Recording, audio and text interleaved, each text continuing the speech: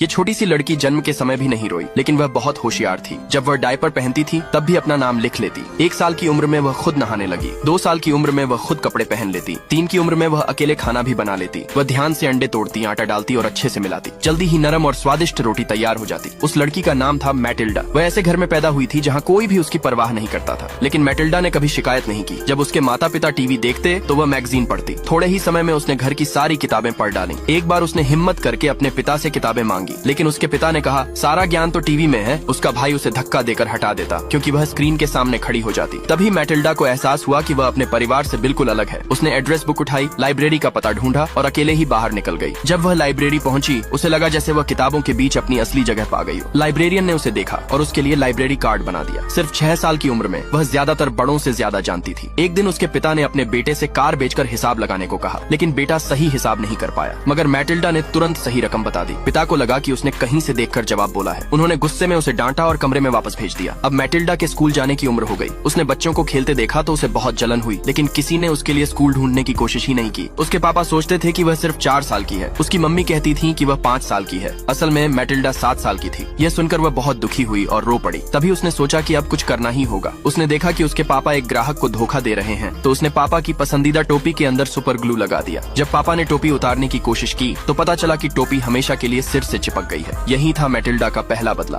उसकी चुपचाप की जंग अब शुरू हो गई थी। इस घटना के बाद उसके पापा ने उसे स्कूल भेज दिया। मैटिल्डा बहुत खुश हुई। स्कूल में उसकी एक अच्छी दोस्त भी बन गई। एक दिन क्लास में टीचर ने अचानक एक मुश्किल मैथ का सवाल पूछा। मैटिल्डा ही अकेली थी जिसने सही जवाब दिया। टीचर हैरान रह गई। उसने जल्दी से पेन और कागज उठाकर जवाब चेक किया। जवाब बिल्कुल सही निकला। इतनी तेज दिमाग वाली मैटिल्डा को देखकर टीचर जल्दी से भागकर प्रिंसिपल के पास गई। वह चाहती थी कि कोई उसकी मदद करे। फिर मैटिल्डा को बेहतर पढ़ाई के लिए ऊपर के ग्रेड में भेज दिया गया। क्या आप लोगों ने इतनी होनहार बच्ची देखी है?